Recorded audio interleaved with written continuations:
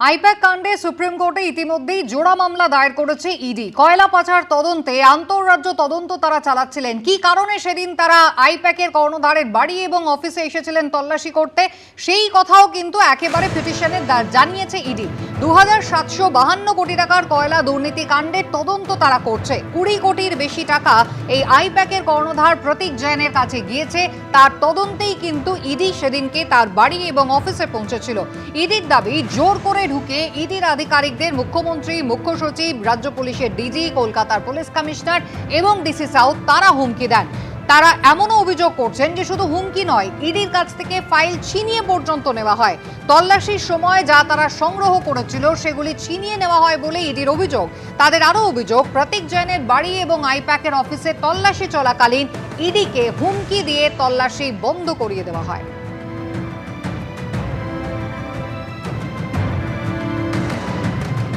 এদিকে শুভেন্দু অধিকারী তিনি কটাক্ষ করে বলছেন, তল্লাশি মামলায় ফেঁসে গিয়েছে কলকাতা পুলিশ। কলকাতার পুলিশ কমিশনার, রাজ্য পুলিশের ডিজি এবার ব্যাগ গুছান। কলকাতা পুলিশ নিজেই ফেঁসে বসে আছে। একটু আগেই আমি পেয়েছি ইডি সুপ্রিম কোর্টে কেস ফাইল করেছে পশ্চিমবঙ্গ সরকার এবং স্বরাষ্ট্র দপ্তর, পুলিশ দপ্তরের বিরুদ্ধে। মনোজ বার্মা, রাজীব কুমার ব্যাগটা গোছান।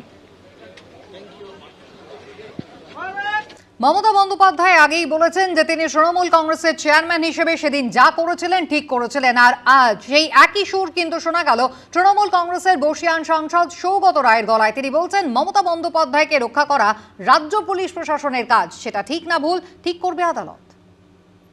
মুখ্যমন্ত্রীকে রক্ষা করা, তাকে দেখা, সেটাই রাজ্য পুলিশের কাজ, রাজ্য প্রশাসনের কাজ।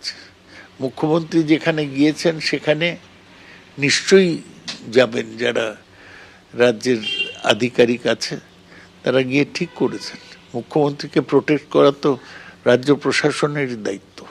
মুখ্যমন্ত্রী বলছেন তিনি তৃণমূল নেত্রী হিসেবে গিয়েছেন। হ্যাঁ, গিয়েছেন তো, ঠিক আছে, লোকটা তো একই। এখন পর্যন্ত তো কোনো হাইকোর্ট অর্ডার দেয়নি, হাইকোর্ট শুনানি বাতিল হয়ে গেছে।